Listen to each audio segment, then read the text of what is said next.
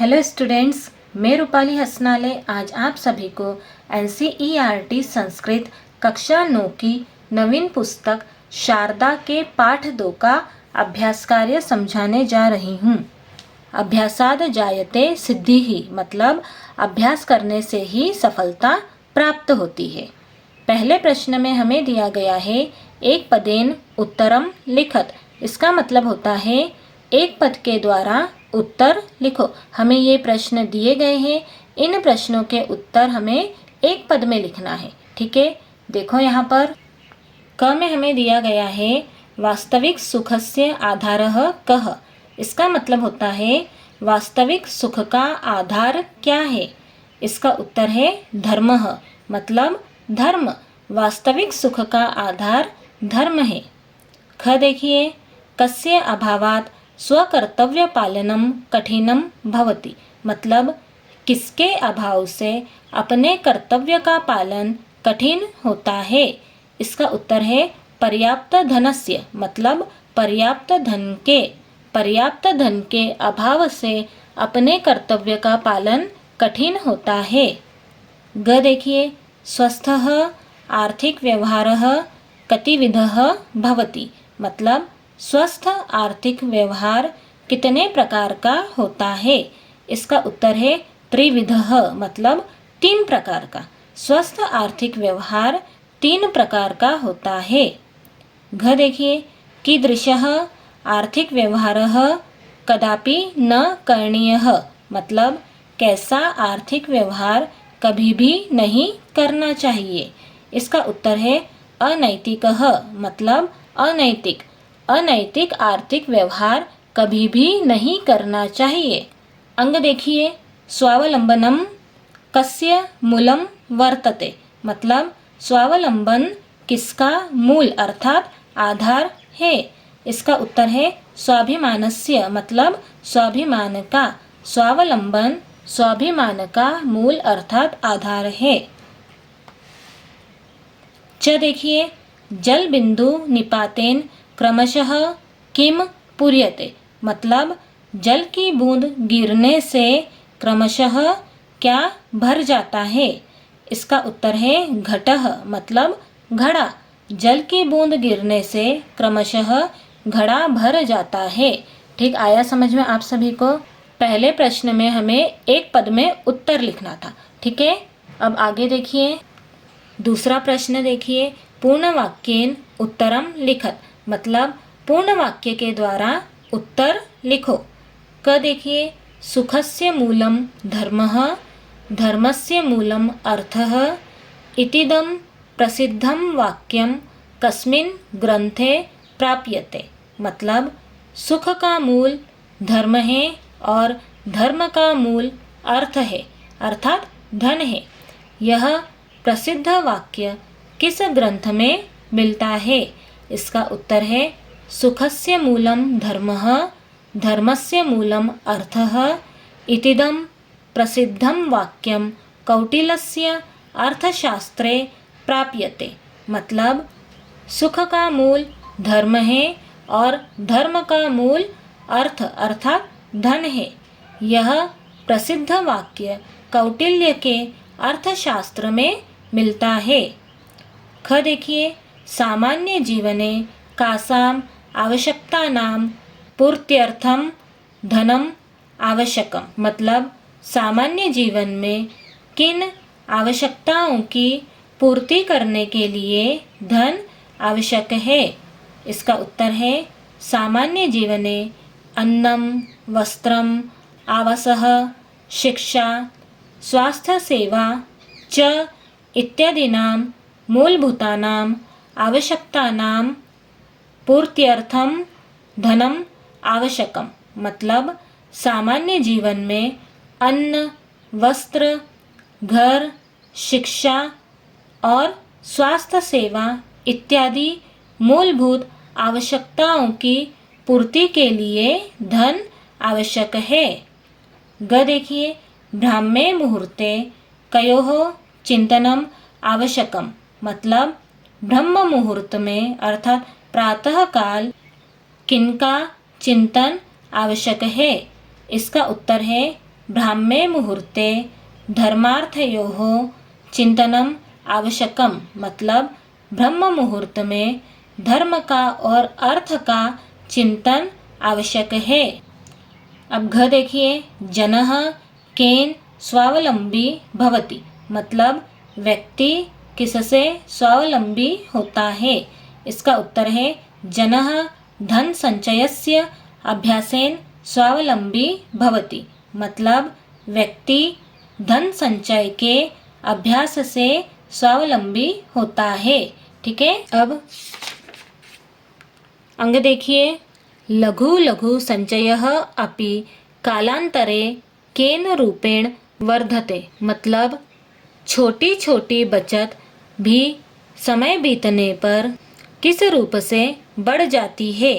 इसका उत्तर है लघु लघु संचयः अपि कालांतरे महत संपत्ति रूपेण वर्धते, मतलब छोटी छोटी बचत भी समय बीतने पर बड़ी संपत्ति के रूप से बढ़ जाती है, अर्थात बड़ी संपत्ति के रूप में बढ़ जाती है।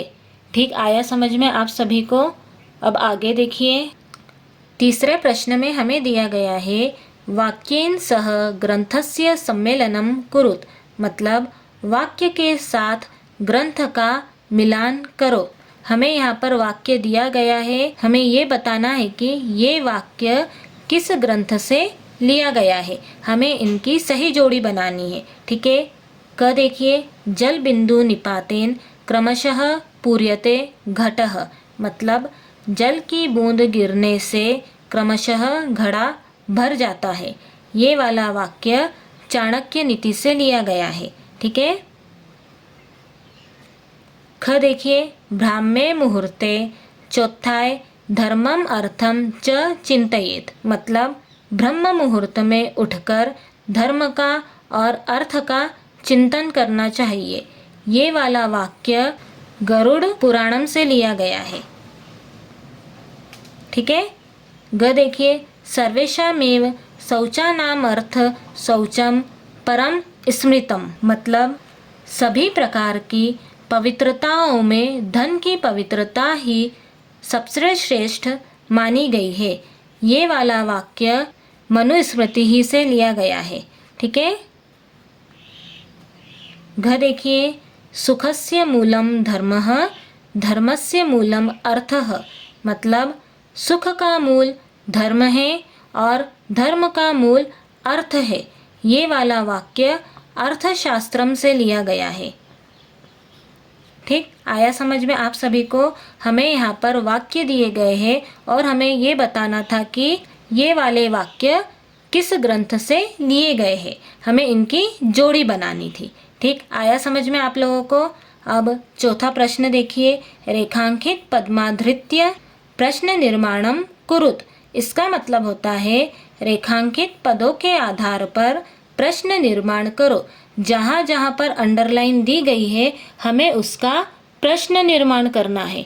ठीक है बच्चों, संस्कृत में जब भी प्रश्न निर्माण करना होता है तब किम सर्वनाम शब्द रूपों का प्रयोग करते हैं। ये शब्द रूप तीनों लिंगों पुल्लिंग, स्त्रीलिंग और नपुंसकलिंग में होते हैं।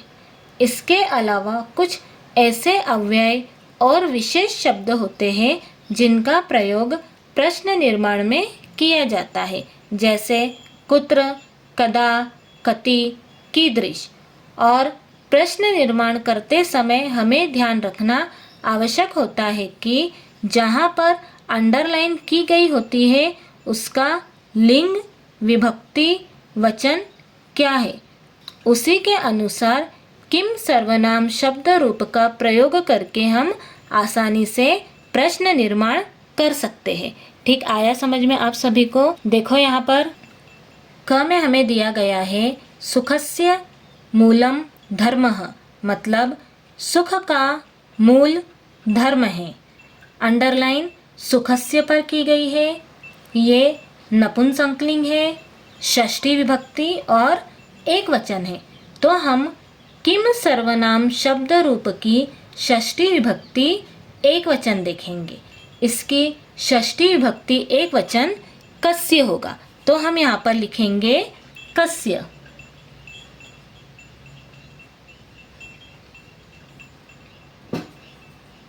कस्य मूलम धर्मः, मतलब किसका मूल धर्म है, अर्थात किसका आधार धर्म है। हम लोगों ने प्रश्न बनाया है, इसी कारण से प्रश्नवाचक चिन्ह लगाया है। ठीक है।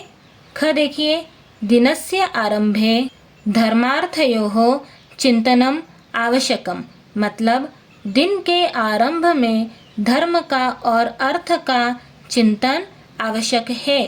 अंडरलाइन धर्मार्थयोः पर की गई है। ये पुल्लिंग, षष्ठी भक्ति और द्विवचन है।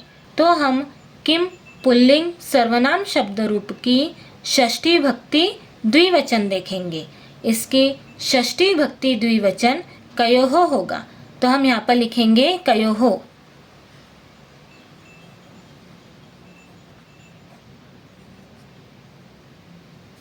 दिनस्य आरंभे कयोः चिंतनम आवश्यकम, मतलब दिन के आरंभ में किनका चिंतन आवश्यक है। ठीक है। हमने प्रश्न बनाया है, इसी कारण से प्रश्नवाचक चिन्ह लगाया है। ठीक है। ग देखिए, सन्मार्गेण एव धनार्जनम करणीयम, मतलब सत्य के मार्ग से ही धन अर्जित करना चाहिए। अंडरलाइन धनार्जनम पर की गई है। ये नपुंसकलिंग, प्रथमा द्वितीय विभक्ति और एक वचन है। तो हम किम नपुंसकलिंग शब्द रूप की प्रथमा द्वितीय विभक्ति एक वचन देखेंगे। इसकी प्रथमा द्वितीय विभक्ति एक वचन किम होगा, तो हम यहाँ पर लिखेंगे किम।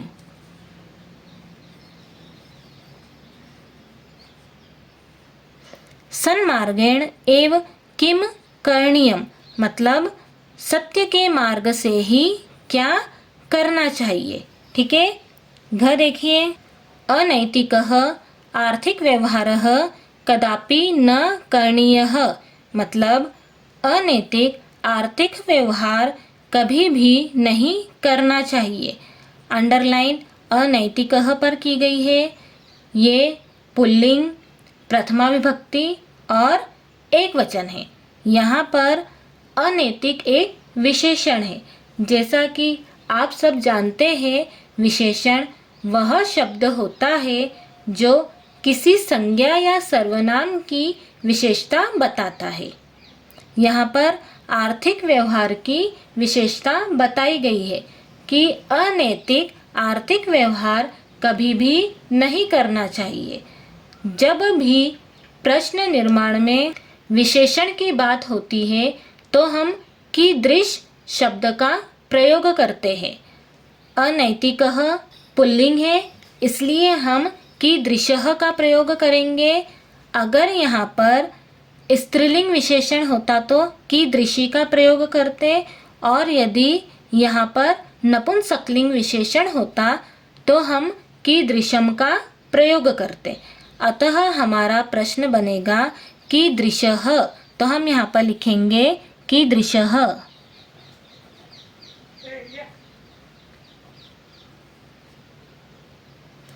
कीदृशः आर्थिक व्यवहारः कदापि न करणीयः, मतलब कैसा आर्थिक व्यवहार कभी भी नहीं करना चाहिए। अंग देखिए, संकट काले स्वाभिमानी जनः अन्य जनस्य आर्थिक सहायताम नापेक्षते, मतलब संकट काल में स्वाभिमानी व्यक्ति दूसरे लोगों की आर्थिक सहायता की अपेक्षा नहीं करता है। अंडरलाइन स्वाभिमानी जनः पर की गई है। ये पुल्लिंग, प्रथमा विभक्ति और एक वचन है। तो हम किम पुल्लिंग सर्वनाम शब्द रूप की प्रथमा विभक्ति एक वचन देखेंगे। इसकी प्रथमा विभक्ति एक वचन कह होगा, तो हम यहाँ पर लिखेंगे कह। संकट काले कः अन्य जनस्य आर्थिक सहायताम नापेक्षते, मतलब संकट काल में कौन दूसरे लोगों की आर्थिक सहायता की अपेक्षा नहीं करता है। ठीक आया समझ में आप सभी को? अब आगे देखिए, 5वें प्रश्न में हमें दिया गया है उचितय है पदय है रिक्त स्थानानि पूर्यत, मतलब उचित पदों के द्वारा रिक्त स्थानों की पूर्ति करो। हमें यहाँ पर उचित पद के द्वारा रिक्त स्थानों की पूर्ति करनी है। बच्चों, यहाँ तालिका में दी गई सभी धातुएं आत्मनेपदी है और हमें इनके लट लकार अर्थात वर्तमान काल के प्रथम पुरुष के रूप लिखने हैं। आत्मनेय पद में लट लकार प्रथम पुरुष के तीनों रूप बनाने के लिए एक वचन में ते,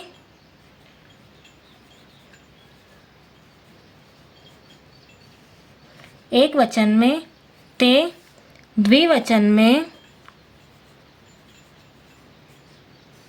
एते और बहुवचन में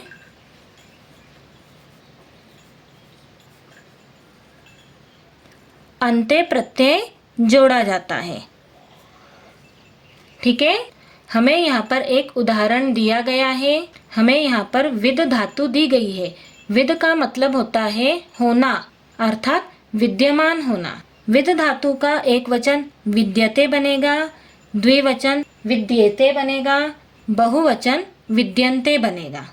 अब यहाँ पर विद धातु का नियम समझिए। संस्कृत व्याकरण में विद धातु दिवादी गण की धातु है।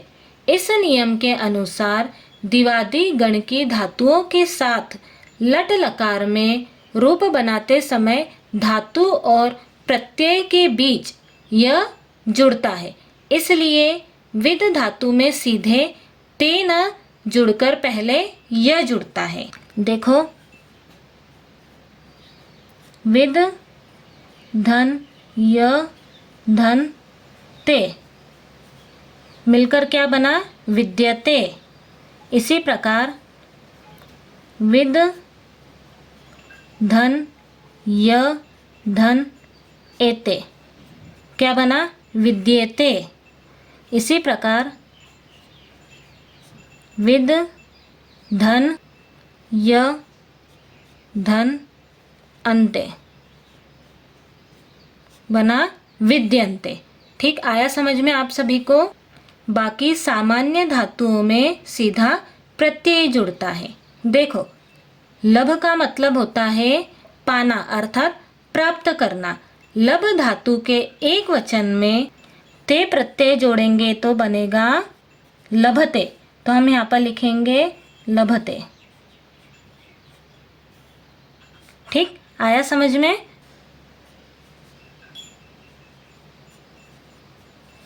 लब धातु में ते प्रत्यय जोड़ेंगे तो बनेगा लभते। इसी प्रकार लब धातु के द्विवचन में एते प्रत्यय जोड़ेंगे तो बनेगा लभेते। देखो, लभ धन एते तो क्या बना? लभेते।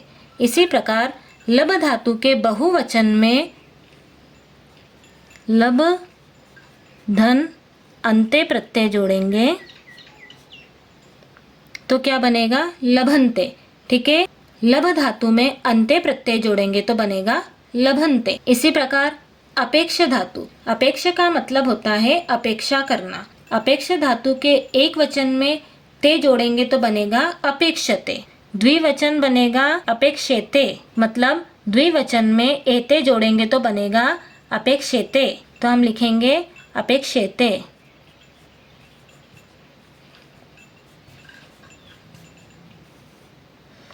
और बहुवचन में अन्ते प्रत्यय जोड़ेंगे तो बनेगा अपेक्षन्ते।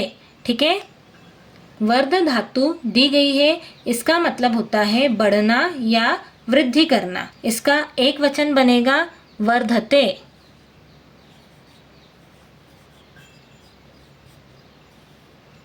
इसका द्विवचन बना वर्धेते और इसका बहुवचन बनेगा वर्धन्ते।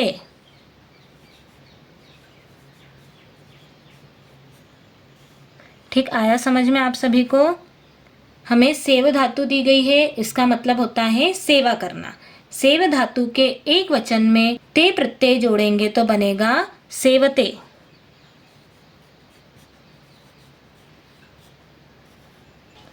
द्विवचन में एते प्रत्यय जोड़ेंगे तो बनेगा सेवेते।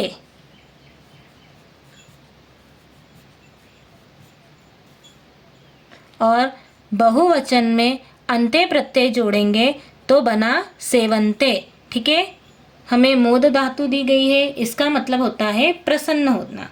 मोद धातु के एक वचन में ते प्रत्यय जोड़ेंगे तो बना मोदते। द्विवचन में एते प्रत्यय जोड़ेंगे तो बनेगा मोदेते। तो हम लिखेंगे मोदेते।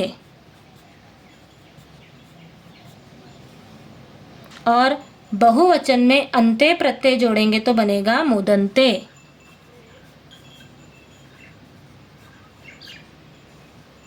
ठीक आया समझ में आप सभी को?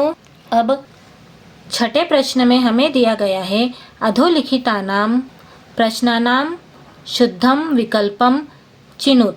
मतलब नीचे लिखे प्रश्नों के शुद्ध विकल्प चुनिए। हमें इनके सही विकल्प चुनना है। क देखिए, सुखस्य मूलम धर्मः, धर्मस्य मूलम अर्थः, इत्यस्य मुख्य आशयः कः अस्ति। मतलब सुख का मूल धर्म है और धर्म का मूल अर्थ है। इसका मुख्य आशय क्या है? पहला देखिए, सुखस्य आधारः केवलम अर्थः एव। मतलब सुख का आधार केवल धन ही है। दूसरा देखिए, धर्मस्य आधारः केवलम सुखम एव। मतलब धर्म का आधार केवल सुख ही है। तीसरा देखिए, धर्मस्य आधारः अर्थः, सुखस्य आधारः धर्मः। मतलब धर्म का आधार धन है और सुख का आधार धर्म है।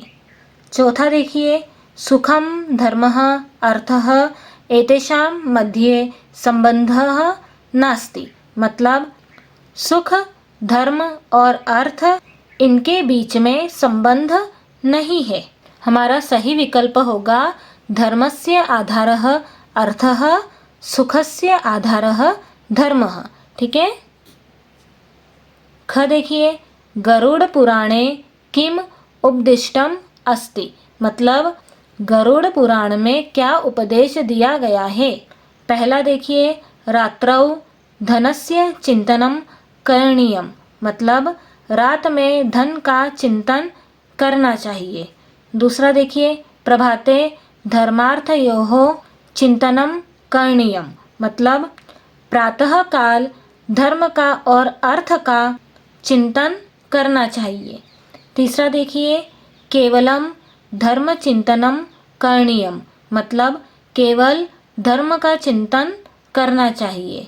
चौथा देखिए, केवलम अर्थ चिंतनम करणीयम। मतलब केवल धन का चिंतन करना चाहिए। इसका शुद्ध विकल्प है प्रभाते धर्मार्थयोः चिंतनम करणीयम। ठीक है। ग देखिए, सर्वेषामेव शौचानाम अर्थ शौचम परम स्मृतम इत्यस्य तात्पर्यम किम। मतलब सभी प्रकार की पवित्रताओं में धन की पवित्रता ही सबसे श्रेष्ठ मानी गई है। इसका तात्पर्य क्या है? पहला देखिए, जल शौचमेव श्रेष्ठम। मतलब जल की पवित्रता ही श्रेष्ठ है। दूसरा देखिए, मृद्वारी शौचमेव श्रेष्ठम। मतलब मिट्टी और जल की पवित्रता ही श्रेष्ठ है। तीसरा देखिए, अर्थ शौचम सर्वोपरि अन्यविध शौचेभ्यः श्रेयः। मतलब धन की पवित्रता सर्वोपरि है, अन्य सभी प्रकार की पवित्रताओं से श्रेष्ठ है। चौथा देखिए, शौचस्य आवश्यकता नास्ति। मतलब पवित्रता की आवश्यकता नहीं है। इसका शुद्ध विकल्प है अर्थ शौचम सर्वोपरि अन्यविध शौचेभ्यः श्रेयः। ठीक है। घ देखिए, छात्रैः क्रियमाणः अपव्ययः कः। मतलब छात्रों के द्वारा किया जाने वाला अपव्यय क्या है? पहला देखिए, स्वास्थ्य लाभाय व्ययः। मतलब स्वास्थ्य लाभ के लिए किया गया खर्च। दूसरा देखिए, विद्या अर्जनाय व्ययः मतलब विद्या अर्जित करने के लिए किया गया खर्च। तीसरा देखिए, आडंबरयुक्तः प्रदर्शनात्मकः व्ययः मतलब आडंबर युक्त और प्रदर्शन अर्थात दिखावे के लिए किया जाने वाला खर्च। चौथा देखिए, आत्मसुरक्षायै व्ययः मतलब अपनी सुरक्षा के लिए किया जाने वाला खर्च। इसका शुद्ध विकल्प होगा आडंबरयुक्तः प्रदर्शनात्मकः व्ययः। अंग देखिए, जल बिंदु निपातेन क्रमशः पूर्यते घटः इति वाक्यम कः अवदत् मतलब जल की बूंद गिरने से क्रमशः घड़ा भर जाता है। यह वाक्य किसने बोला? पहला बृहस्पति ही, दूसरा चाणक्यः, तीसरा मनुः, चौथा याज्ञवल्क्यः। इसका सही विकल्प है चाणक्यः।